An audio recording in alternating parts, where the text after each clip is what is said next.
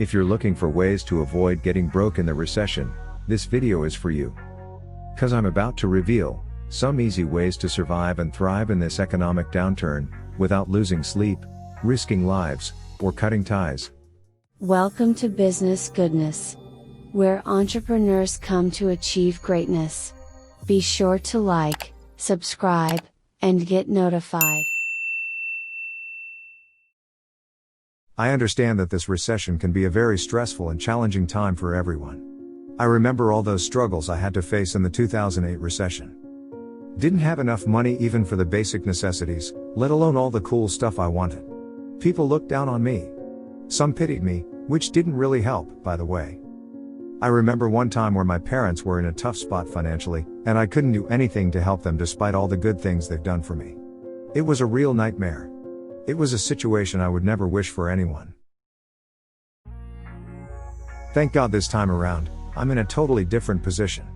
That's why today, I'm gonna share with you 5 unusual tips to avoid being broke in the recession. 1. Get a big why. Some people think this is a hocus-pocus kind of thing. But to me, it's really necessary for this situation. If someone comes to you and asks for financial advice, and you start with the usual stuff like save more money, make more money, or track your expenses, you're almost always leading him to failure. Why? First, it's barely scratching the surface. Second, it's our current condition and the way we're conditioned. Here's the irony in humanity. Before diabetes, or any other chronic illness for that matter, it's pretty hard for most people to eat clean. Many people simply can't control their diet. After diabetes, eating clean suddenly becomes possible.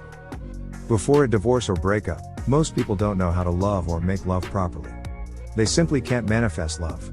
But after divorce, he's a changed man. She's a changed woman. The same thing goes for finance.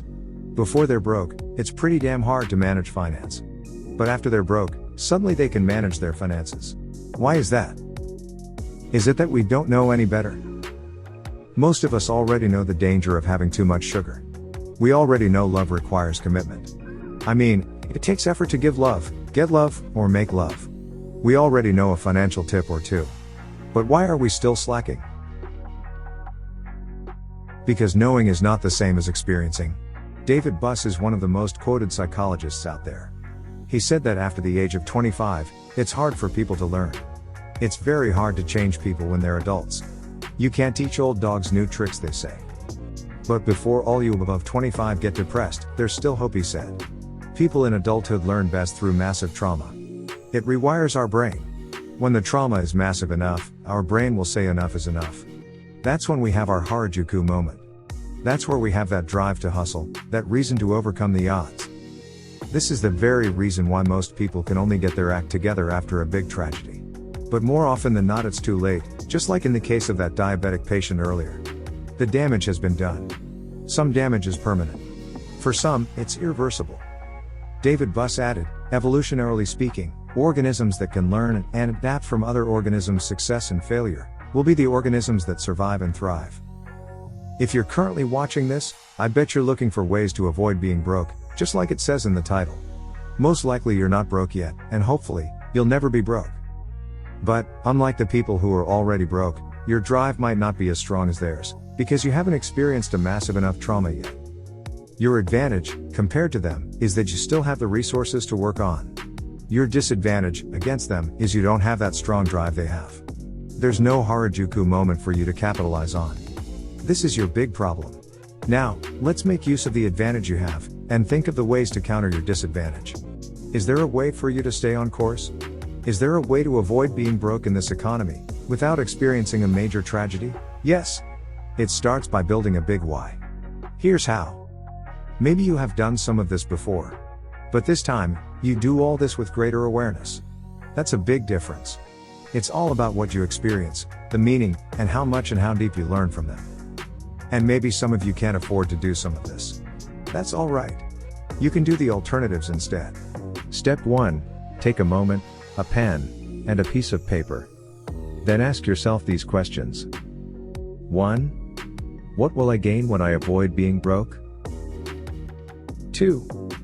What kind of pain will I experience if I become broke? Take some time. Give yourself some honest answers. Write from the bottom of your heart. Visualize whenever possible. Notice what you see, what you hear, what you smell, what you feel, kinesthetically, what you feel, emotionally, and what you think in both situations. Pause the video. Stop watching, start doing. And get back to this when you're done. By the way, if you haven't already, don't forget to like, subscribe, and hit the bell icon. That's step 1. Step 2, later, actively find some true stories about both conditions. Read some news, stories, articles, or autobiographies. Learn what the broke people are experiencing. How would their day be like? Give them the empathy they deserve. Similarly, learn what the well-off are experiencing. How would their day be like? Give them the respect some of them deserve. Feel sincerely happy for them. Pray for them to receive more. Pray for yourself the same fortune. Step 3, actively take a closer look at both conditions. Go to both rich and poor neighborhoods. Notice the difference. Hang out with rich people someday, and poor people the other day. Make new friends if you have to. Get in touch with old friends in both categories. Do more charity if you want to experience both. Talk to real people at the charity event, both the fortunate and the less fortunate. Step 4, actively create some mini experience of both situations for yourself. Live like the rich some days. Then live like the poor some other days. Once in a while, book a super nice Airbnb. The kind of place you'd like to own in the future. Test drive some luxury cars. The ones you're aiming for? Treat your honey with some fine dining, the ones that make you feel rich. Go for some luxury vacations. These days you experience this once in a while. In the future, you might experience this every day. Do more charity. Give more donations like you're already rich. This will come back to you in manifolds. Do more fasting, be it intermittent fasting or spiritual fasting. Set a day or two where you refrain from buying a single thing, not even food or transportation. Go to the ghetto and live like the community there. If you can do all this, you'll learn that valuable lesson from experience.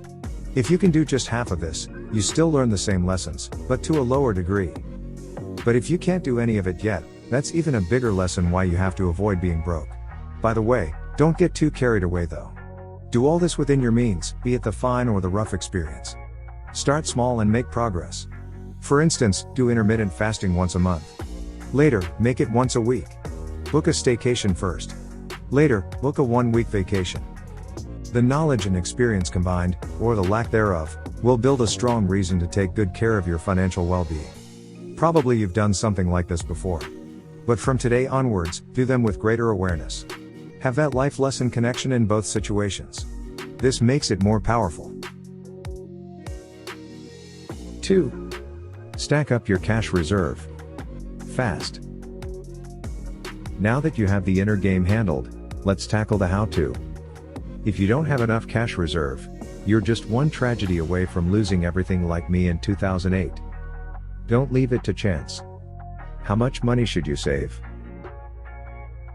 I hear many people suggest that you should save 6 months worth of your salary or income, so if something bad happens, you're still doing fine. To me, that can work, but doesn't quite hit the mark. I suggest you save 6 to 12 months of your expenses, instead of income, regardless of how much you earn, depending on your risk appetite. Some people call this the emergency fund, and I have no problem with that.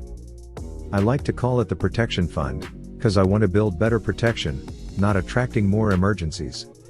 Words have power, and I plan to capitalize as much as I can. But that's just me. Anyway, this should be the priority before anything else. If you haven't covered 6 to 12 months yet, forget about investing or business capital for the time being, let alone your dream car or dream home. Do this first. Take baby steps. That's the way we master anything. This is why we just want to cover the expenses and not the income. You'd want to hit this goal fast, so you and your loved ones are well protected, and you can stack up another reserve for other things like investment, business capital, and luxuries. Right now you might be asking, why can't I start investing with this money right off the bat? Shouldn't I start investing ASAP? Yeah, but any worthwhile investment has risk, and you can't execute a good offense with a poor defense. Most importantly, in many cases, once you use the money to invest, you can't liquidate or withdraw that money for other purposes like emergencies and stuff. This is like building a house of cards. It's shaky. That's why we need to stack this up fast. The only exception to this rule is if you can find some sort of unit trust that's guaranteed or backed up by your government, like ASB in Malaysia, can be translated as Native or Indigenous Trust Fund. This means that the government guarantees its positive return, that if it doesn't give a positive return that year, the government will help make the return positive. Plus, from this account you can withdraw some money if you need to. But don't do it too much, because the dividend and bonus are calculated based on the time your money is parked there. Meaning if you park $1,000 since January, and I only park the same amount of money in October, I'd get relatively less return. If you can find that kind of deal in your country, and you're eligible, you can park this whole cash reserve in the trust fund. But keep yourself updated, because the rules and regulations can change anytime. But bear in mind, the dividend from this kind of fund is not that high. ASB, for example, historically gives only 4 to 12% dividend since it started, while the top performing mutual funds can give you up to 30% in 1 year, and 100% in 5 years. While it pales in comparison to those, this is better than parking your money in the bank. For a no-risk investment, I shouldn't complain. For the relatively higher risk, higher return investments, start only when you have enough cash. The next question is, how do you build this cash reserve fast? At any given moment, be it before, during, or after the recession, the equation is always the same. Make more money. Save more money. Grow more money. Attract more money. Get better protection. And improve your financial management. The situation, however, will determine the details, and this will determine your approach. If you want to learn more about all those 6 areas, like this video, leave your comment down there, and subscribe to this channel. Turn on the notifications so you don't miss out. That leads us to number 3. Recession-proof your income. Are you at risk of losing your job, or losing your business? If you suspect your industry is going away, or you will be laid off, make a plan for what your options are. Reconsider your livelihood. If you've ever done any research on surviving the recession, you might hear people suggest you build multiple streams of income. Most millionaires have 5. While having multiple income streams is awesome and is the way to go, it shouldn't be touted just for the recession. For your own good and the greater good, it should be your practice in any economic climate. No matter how many income streams you have right now, it's important to make them recession-proof.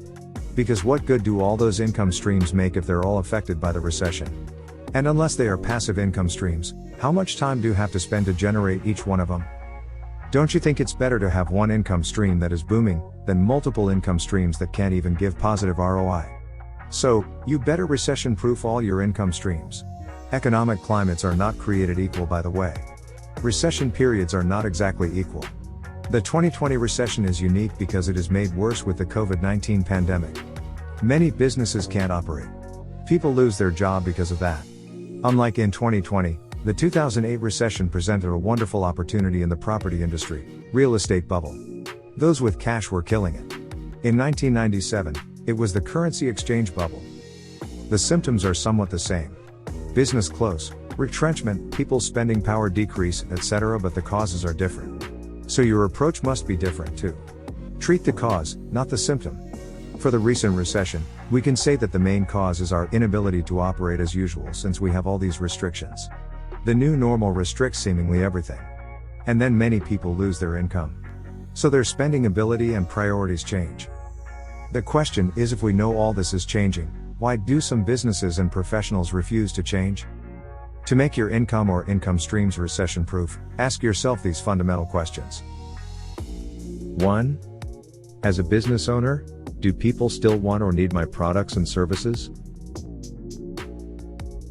2. As an employee, do people still want or need my company's products and services? 3. If yes, can they still afford them, and can we still provide them? How? 4. If no, what do they want or need right now, what can they afford, and how can we provide? In any circumstance, businesses that can still function wins. Employees that can still work wins. Now, in our situation, if you can fulfill the market's current demand, and still run your sales, marketing, and customer service, you will not only survive, but thrive tremendously.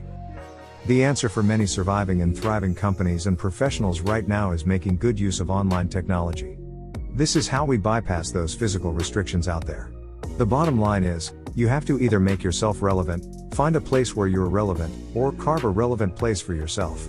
That could mean you adjust your business operation or workflow, or you find a new business model and serve a new group of people, or you upgrade your skills, tools, and resources. Just look around you. At any given time, any given place, people around you will always want something, need something, and can afford something. How do you reach them, connect with them, offer them, serve them, and make them want more? There are so many opportunities right now just from people being stuck at home, bored to death. They need food, groceries, entertainment, information, inspiration, exercise equipment, workout guide, cookware, cooking guide, extra internet data, faster internet speed, additional laptops for their kids' homeschooling. If you can fulfill just one of these, it's a new recession-proof income stream already.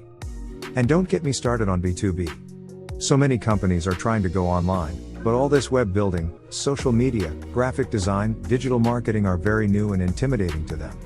If you can help them in just one of those areas, this may well be your ticket to your next million. Put on your consumer cap, put on your entrepreneur cap, and seize the opportunity to fill the gap. Like this video, subscribe to our channel, and turn on the notification. 4. Eliminate unnecessary expenses. We all know there are certain things that we can cut back on. There are so many things that we thought we need at some point, but in reality, or later on, it's just something we can do without. While some of these expenses are small, they add up over time and put unnecessary pressure on your budget.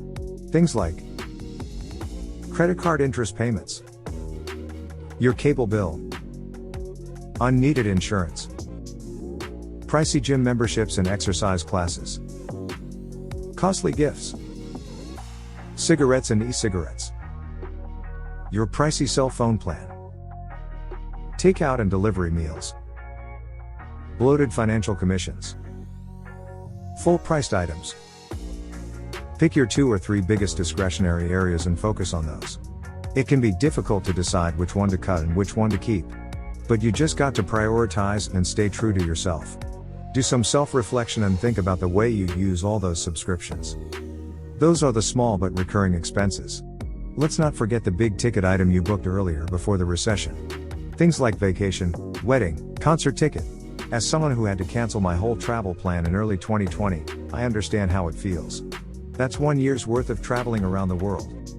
I know this is even harder to do, as not only you're already emotionally attached to them, but there are penalties and cancellation fees involved. But your cash today is worth more than your cash later. Just bear the fees instead of bear the full cost. And we don't know when things can go back to normal. We don't know if we can ever proceed with those plans in the future. 5. Negotiate a better deal. Most people don't know they even have this option. There are several big areas in your expenses that you can call the company right now and negotiate a better deal. This has been done by many people in the know. Thanks to Ramit Sethi, the author of I Will Teach You to Be Rich. One phone call alone can save you up to $1,000. Just imagine if you manage to negotiate with just half of them, if not all. For some of you, that can easily double or triple the money you save. These companies are student loan companies, credit card companies, cell phone companies, cable TV companies, landlords. Pick up the phone, call them and go, you know what? I've been a good customer for X years. COVID-19 is making it difficult for me to sustain myself financially. I'd like to know what options you have for somebody like me. In many cases, people doing this are getting their fees cut in half, and they're saving $1,000 from just a single phone call. This is the money that goes directly to your cash reserve, aka protection fund, aka emergency fund, whatever you call it. It's a huge boost in your financial fitness. To recap, there are 5 ways for you to avoid being broke in the recession. 1. Get a big why. 2. Stack up your cash reserve fast. 3. Recession-proof your income. 4. Eliminate unnecessary expenses. 5. Negotiate a better deal. By the way, did you know that Ramit Sethi has updated his international bestseller I Will Teach You to Be Rich? Did you know it has over 80 extra pages of new tools and insights? Yep, it's true. If you want to earn more, save more, and live a rich and happier life, click on the link in the description below. You get the audiobook for free, the hard copy for pennies, or both. Till then, thanks for watching. To get more videos like this, make sure you click on the like button, the subscribe button, and the bell icon.